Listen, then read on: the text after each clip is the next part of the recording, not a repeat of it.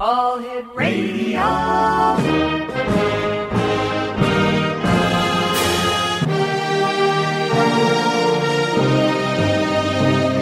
Welcome to the X Zone, a place where fact is fiction and fiction is reality. Now, here's your host, Rob McConnell.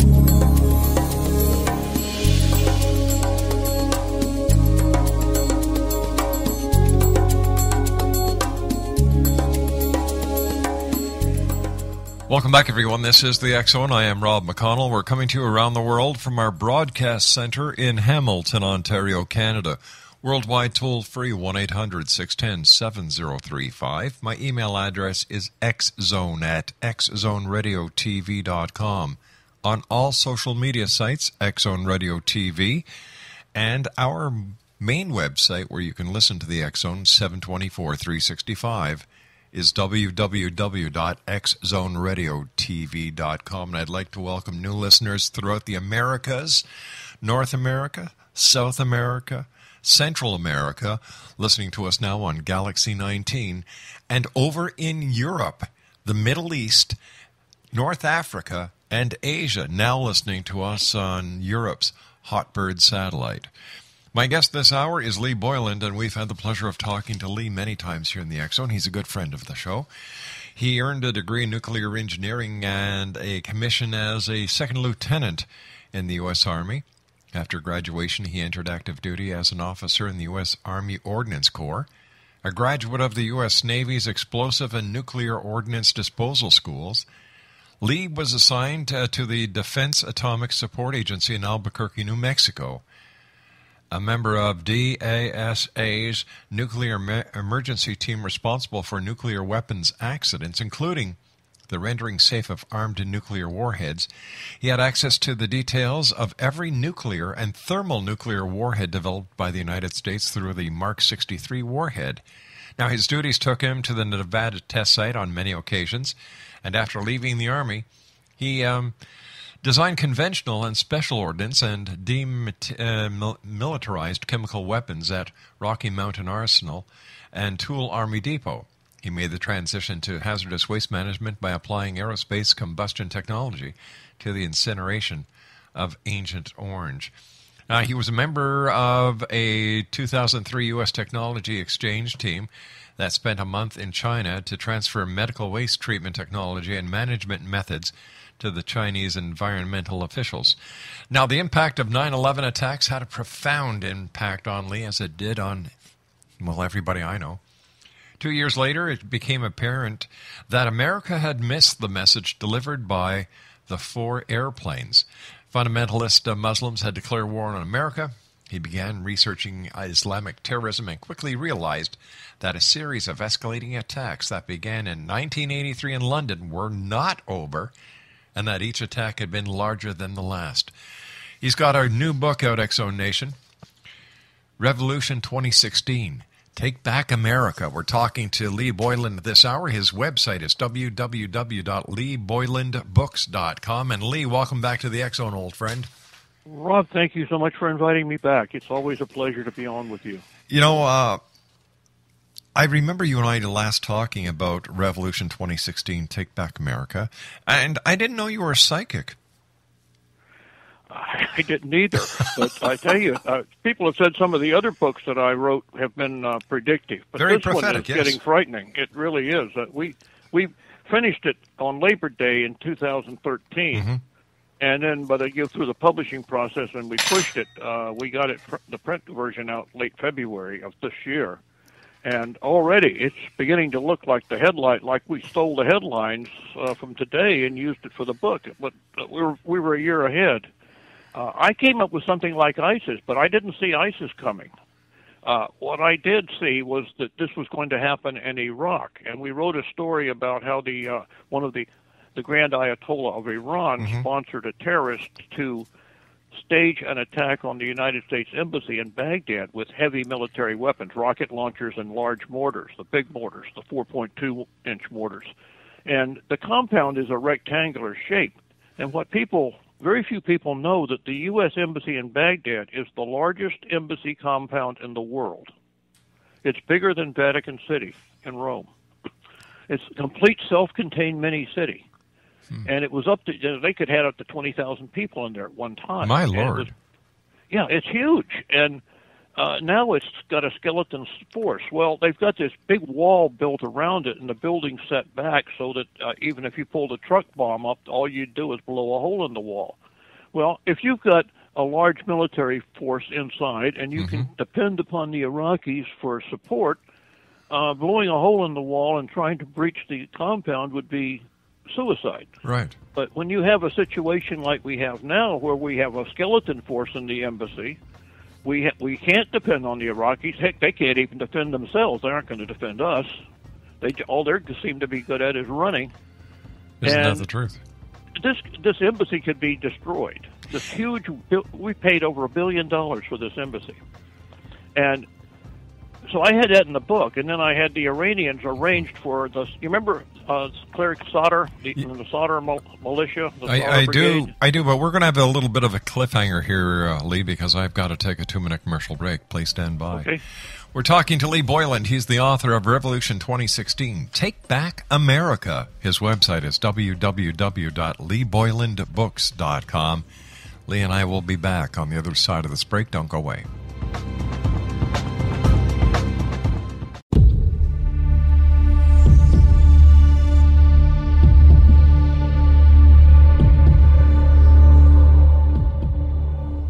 Welcome back, everyone. Lee Boyland is my special guest. He's the author of Revolution 2016, Take Back America. His website is www.leeboylandbooks.com.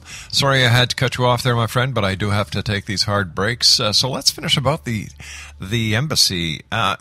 20,000 people, that's a lot of people. And why? That was why a lot of people. It was a huge building, and it's now basically mostly empty. So in the story in the book, after the attack on the embassy, then the Iranian sponsors al-Sadr to raise his Mahdi army, and they attack Iraq and basically take over. So I had a version of what's going on, but it was from a different angle than what's happening. But I think the fact that something really bad is happening in Iraq and we covered that in the story. That was my point. We didn't get the right players on this one, but we got the plot right. The other parts in the book goes forward to the gun laws, the passing these laws and then having these no-knock raids in the middle of the night, which some of the police departments have started doing. And they basically come in without a search warrant, and they kick the door down and come in to seize the guns. Well, what happens when you get the wrong house? Yeah. Or the people that you thought you were after had moved and a new family had moved in, and this kind of thing can happen and has happened. And so I have a lot of elements in this story about what goes wrong in America, and it's not one thing that causes a revolution, and it's not a planned revolution where people sit down and plot it. It's a series of disconnected events that begin to occur around the country from various points of view. And it's like having little fires. If you had a big forest and you set little fires all around in the forest, pretty soon you've got a huge blaze. And that's the way I wrote the story, is that all of these little incidents spark more incidents, and the resentment gets bigger and bigger, and finally it ends with a big march on Washington to throw the bums out and hang a few of them. Lee, why is the embassy in Baghdad so big? That's a wonderful question. I wish I could answer it. Bush built it. That's one thing we can lay on Bush. That's the classic down here in the lower 48 is if anything goes wrong, it's Bush's fault. Well, in this case, it is. I couldn't understand why we were doing it, because we had this grand plan that Iraq was going to be the center of democracy in the Middle East, and it was going to be the shining city on the hill for all the other Arabic and Islamic countries to look at and copy, and it didn't work out. That was a big boo-boo. Yes. I think the problem is we don't recognize what we're up against. We have this, first of all, you go into this area with this assumption that these people are yearning for democracy. They're yearning for freedom. And most of them don't even understand the concept. So if you're going to do this, you have to look at I think, 100-year plan. If you're going to go in and take over a country, you take a country like Iraq, and you start with the basics. The basics are education. You have to educate the little kids from the first grade up with a system that teaches them world history, science, mathematics, sociology, the same education we teach our children, so that they see the world as it is, not as some cleric tells them in a mosque, and that's the only source of information they have until now the Internet's starting to penetrate. But the major countries can turn that off. You know, China's really good at turning it off. Iran turns it off. So you can't count on it. But if you're going to get into this and you really want to make a change, you've got to do a bunch of things. And one of them is you have to get past the tribal mentality. And we see that now in all of those areas. It's, you know, your loyalty is to your family, to your clan, to your tribe. The idea of a national flag for a country just never grew up in that part of the world. It's always been the tribes. And especially in Somalia, it's terrible with the tribes. And we see this. And then you have a division in the major religion in the area between the Sunnis and the Shia, and they don't get along.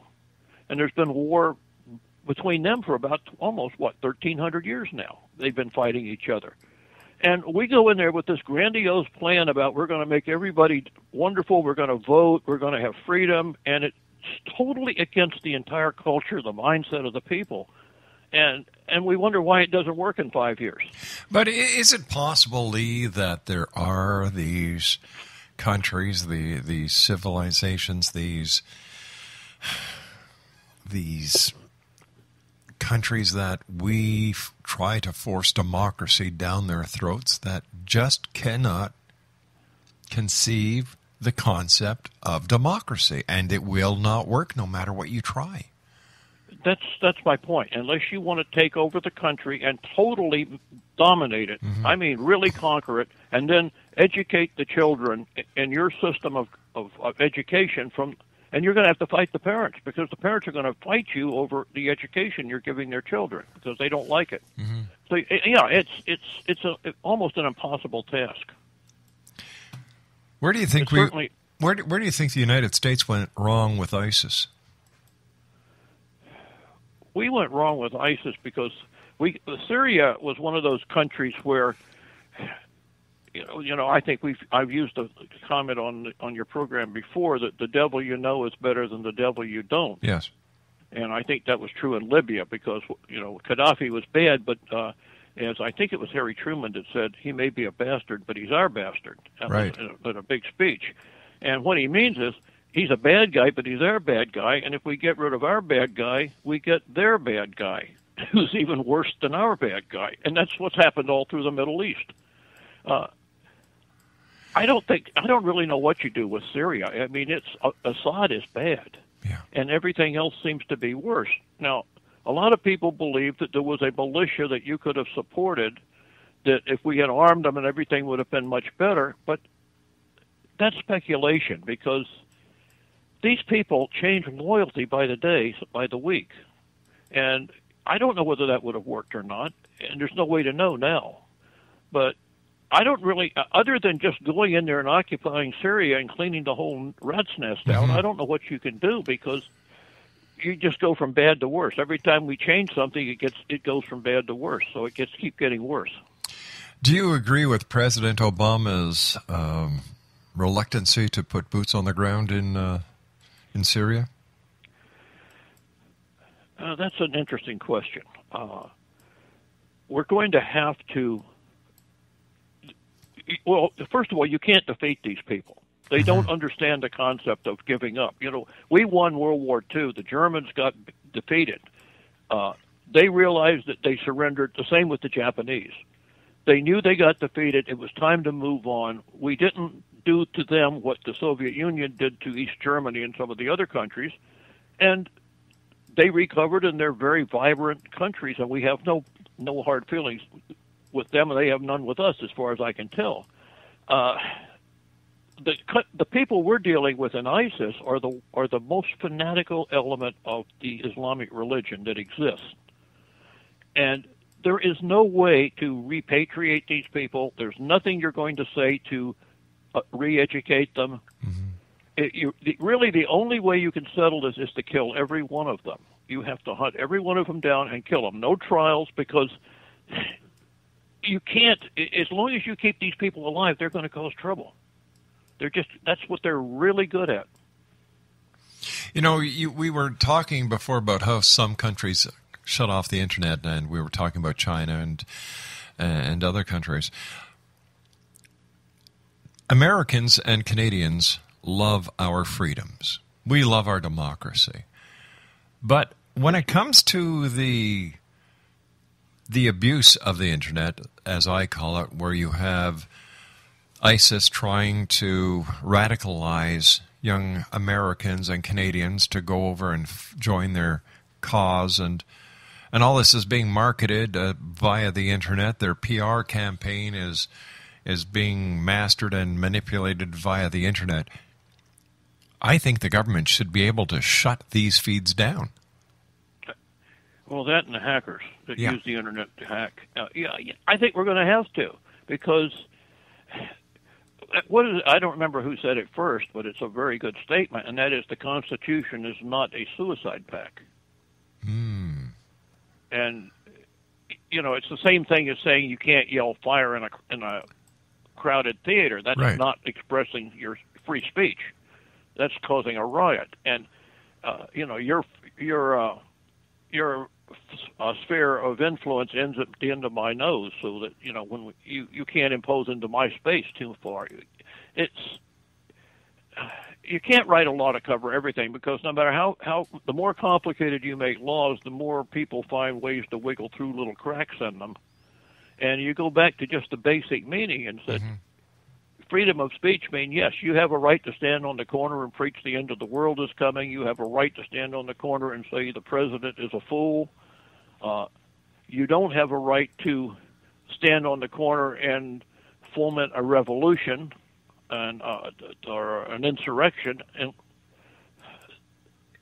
there has to be some common sense, and that seems to be what has been lost, at least in America, is that in our government, is that the people that we have now in positions of power don't understand the concept of common sense. It seems that at one time when the Constitution was written, and for a great number of years following, it was "we the people." And somewhere in between, something dramatically happened where it was changed from "we the people" to "I the person." It seems that the people actually gave away a lot of the power. I don't know why. Maybe it's because they had a lot of faith in the system or whatever the case. But I would love to see the power being brought back to the people and letting the people use the rights that they have. The people have to take it back. They gave it away, and they can take it back. And they can take it back this November 4th. That's what the ballot box is all about. Yep. And in our primary election here in Florida, in my county, which a lot of the primary elections there was no contest. Whoever won the primary in the Republican Party, in two examples, were the elected official, because there was no opposition for the next election. The only opposition was among the Republican Party. Same thing is true in some of the Democratic primaries. We had a 20% voter turnout. 20%. My vote counted for 5 people. Wow. Lee, stand by. We've got to take our news break at the bottom of the hour. Exonation, Lee Boyland is the author of a book that, in my opinion, was prophetic. Revolution 2016, Take Back America. www.leeboylandbooks.com. And Lee and I will be back on the other side of this news break. Don't go away.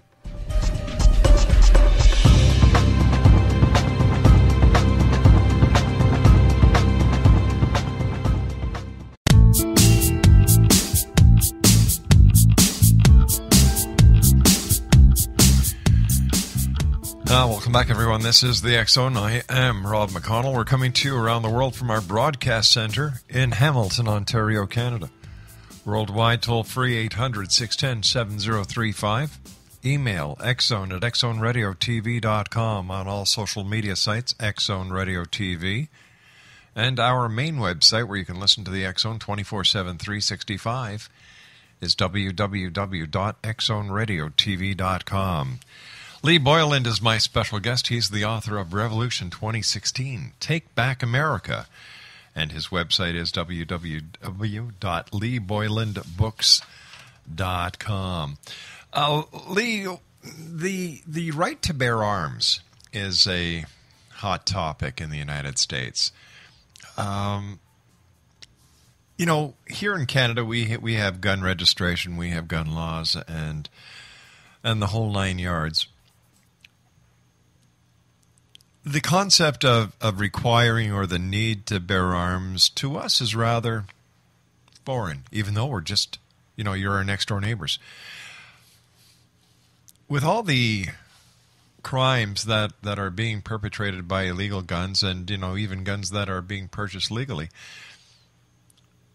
should the gun laws be reinvestigated and should they be modernized? Because as I understand it, when the right to bear arms was put into law, this was done as a, we were talking about weapons that were flintlocks and for the home guard, so to speak.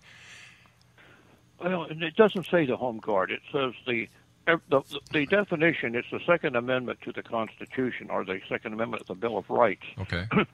The right of the people to bear arms shall not be infringed. I've got it right.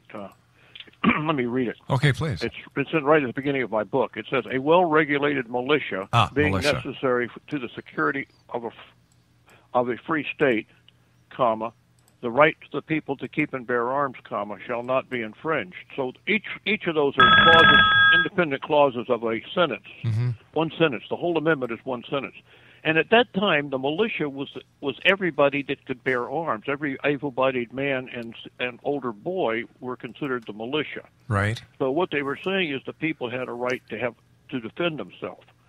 And I tell the people that are very high that just really think we have to ban the guns, I said, fine, all you have to do is to propose an amendment to the Constitution to negate the Second Amendment. And we've done that once before with prohibition. We appealed an amendment for prohibition. You can appeal the Second Amendment. There's a process in the Constitution to do that. The thing is, everybody knows that will never happen, at least not in this period of time. It may happen at some point in the future. I don't think you have as much street crime in Canada as we have, and there's more and more cases where people that have concealed weapons permits have successfully defended themselves from attacks that might have been life-threatening or certainly serious injury occurs. The people that are violating the gun laws, in almost every case, got hold of a weapon. It might have been a legal weapon, but they got hold of a weapon that they weren't supposed to have. And in a few cases, like Major Hassan, went out and purchased a weapon. Now, the problem we have in the United States is something called HIPAA, which is the protection of people's medical rights to be kept secret. So when a psychiatrist or a psychologist deems a person to be a threat to society, it can't get recorded in the databases that are used to check people buying guns. So I don't care how many gun checks you have, you're not going to catch the guy that's crazy because he's not in the database. I'm in the database. My wife's in the database. Most of the people I know are in the database, but the nut isn't. And so we've got a system designed to catch everybody but the person you're after. Why is that? That's a good question. It's because of the privacy laws, and this is the old saying of throwing the baby out with the bathwater. And we got so involved in personal rights that we lost sight of the fact that protecting your rights might endanger mine, because you might decide someday, or something might happen to you, and you get mentally unbalanced and come after me, but nobody can put you can report this to the proper authority because of the laws that we've passed. And in fact, that's exactly what happened to the congresswoman in Denver that was shot. The man that shot her, the psychiatrist, or his I think she was a psychiatrist, went to the campus police and said, this person is unstable, you need to report it to the police, and it never got reported. He was able to purchase a weapon, even though the doctor knew and had reported it that he shouldn't have it. He was unstable. He was dangerous. He should have been on that list so that when the gun store processed his paperwork, it would have come up rejected.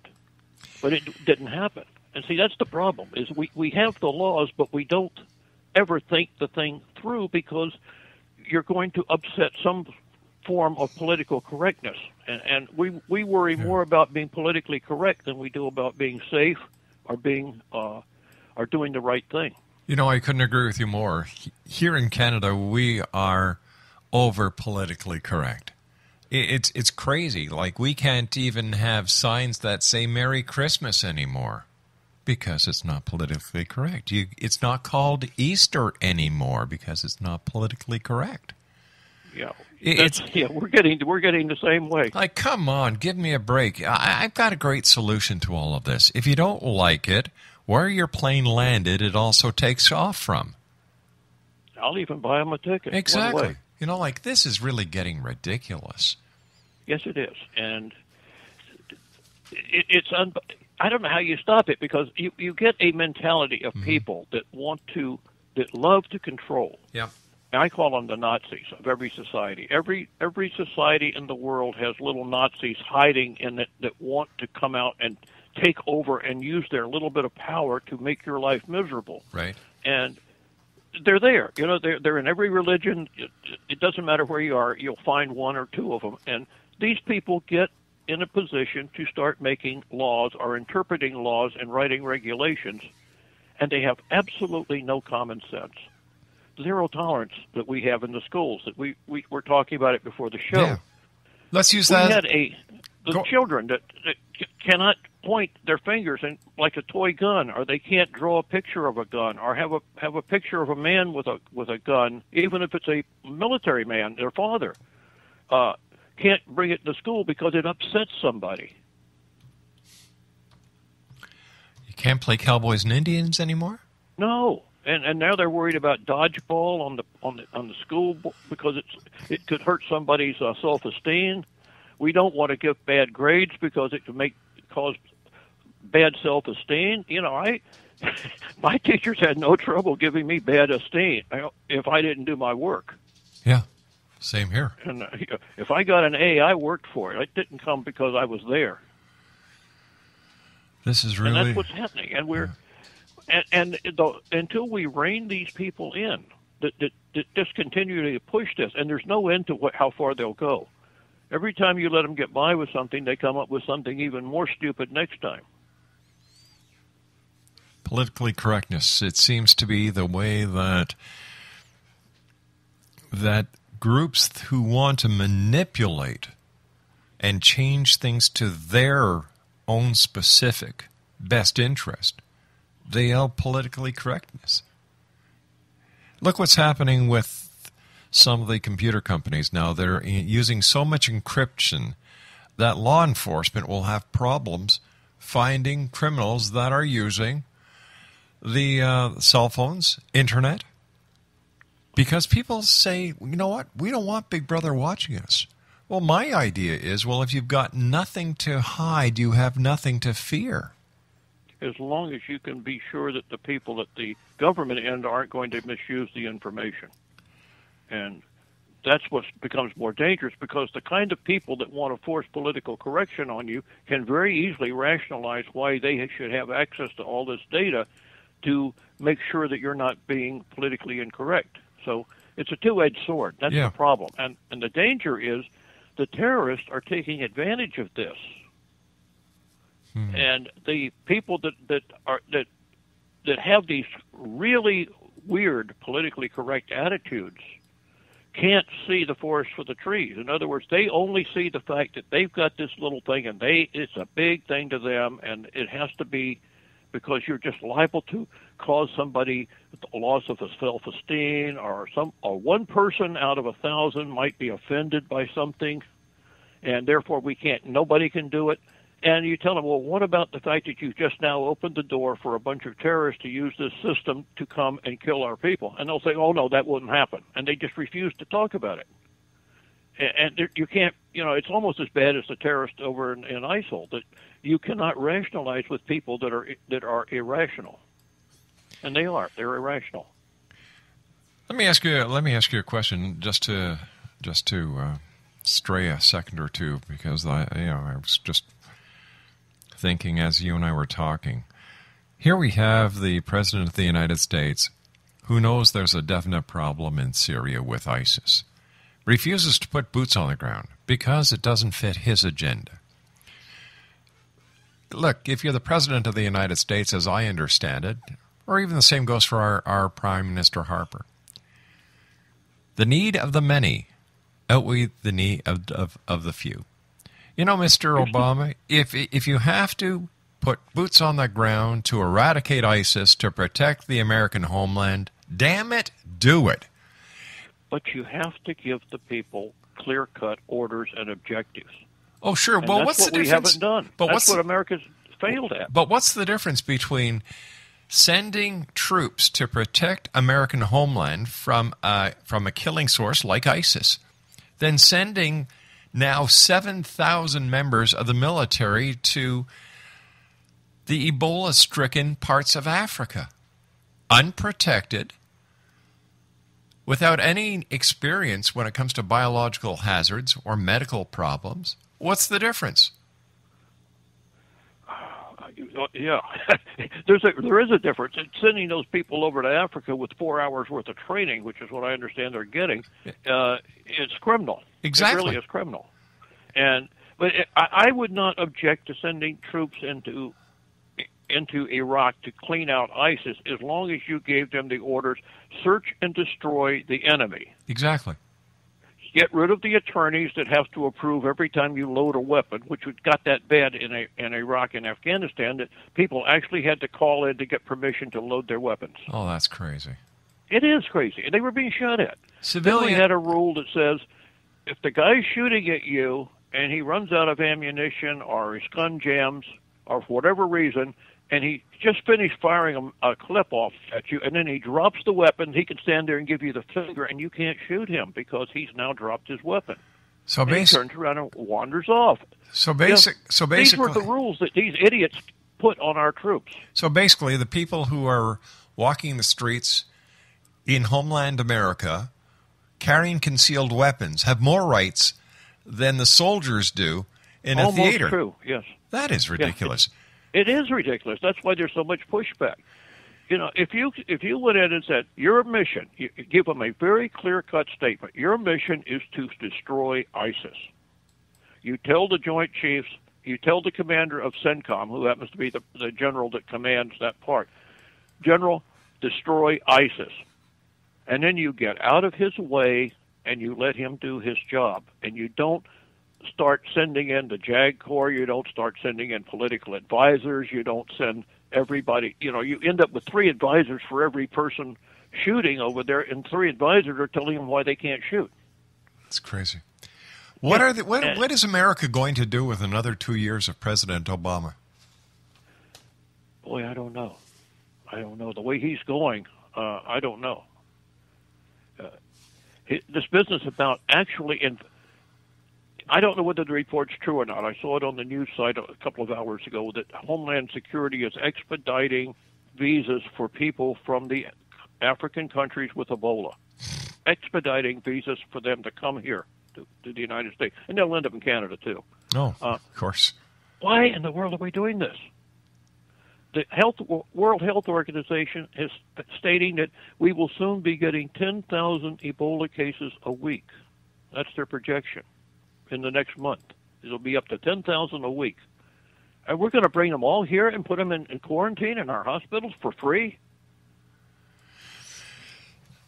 I disagree with that 100%. Like you and I were talking before we went to air, I have an online petition that goes to the Prime Minister of Canada, Mr. Harper. It goes to the Minister of Public Safety, Mr. Blaney, as well as members of Parliament, that basically says keep anyone from coming into Canada who has come from a country where Ebola has been confirmed or is believed to be present until they go through a quarantine period, not here in Canada, on the other side where they're trying to leave from. Now, when I was talking to Professor Francis Boyle yesterday, I said, for the 21 days, he said, Rob, do you realize that the World Health Organization says the quarantine period for Ebola should be 42 days, not 21 days?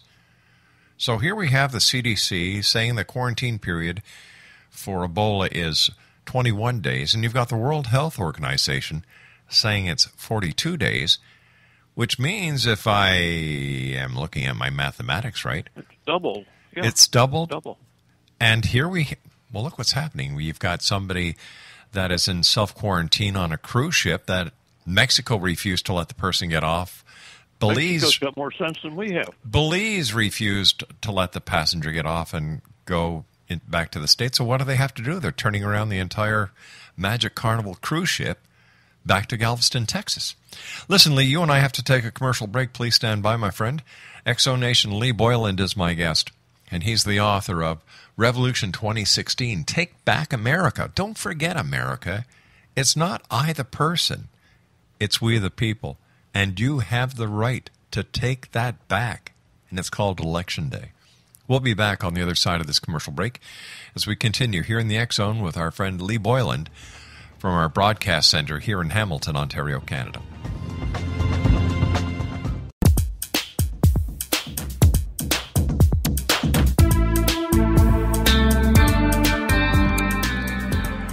Welcome back, everyone. Lee Boyland is my special guest. He's the author of Revolution 2016, Take Back America. His website is www.leeboylandbooks.com. First of all, Lee, I want to thank you so much for coming on. Always a great pleasure talking to you. Now, I understand that you have a special on your book, Revolution 2016, Take Back America, because you want as many people to get a copy of this before elections. So tell our listeners what they can do.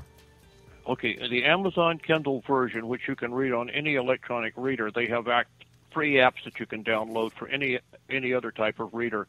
I have it on for the weekend at 99 cents. That's the lowest you can put it out on their special program. Mm-hmm. And I just want people to get the book and read it. We don't make any money at that price, but it will be.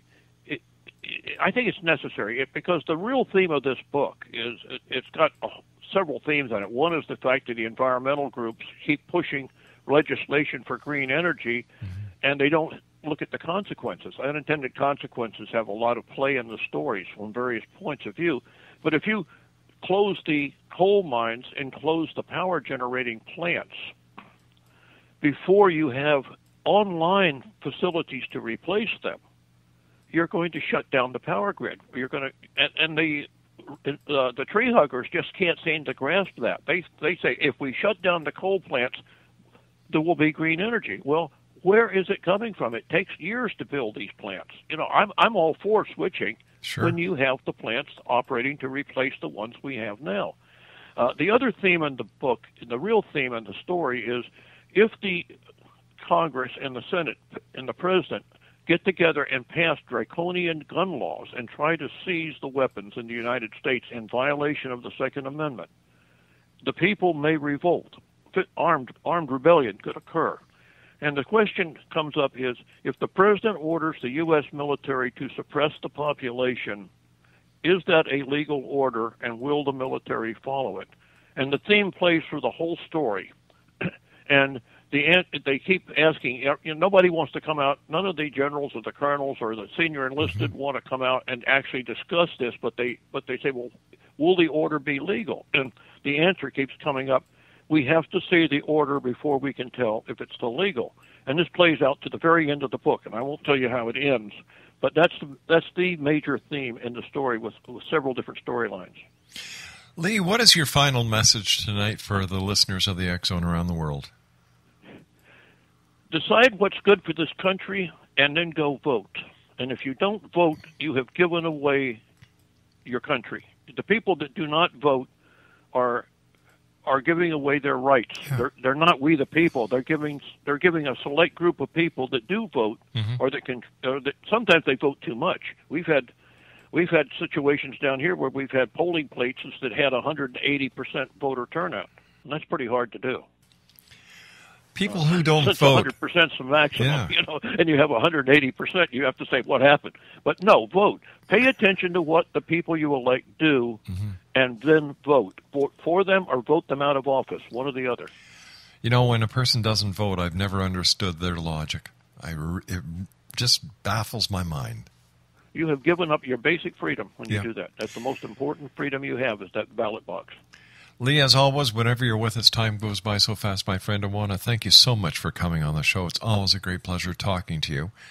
And thank you for having me. I look forward to talking to you again, and please keep your emails coming. Okay. Exonation, Lee Boyland has been our guest to this hour. He's the author of Revolution 2016. Take Back America. It's available on Amazon.com in e-format, Kindle format, for 99 cents. And this special will stay until I believe, just prior to Election Day. Information is power, but your vote is the greatest power that you have in a democracy. I'll be back on the other side of this commercial break with the news as we continue here in the X Zone. And for more information on Lee Boyland, visit his website at www.leeboylandbooks.com. My name is Rob McConnell. This is the X Zone, and we're coming to you around the world from our broadcast center in Hamilton, Ontario, Canada.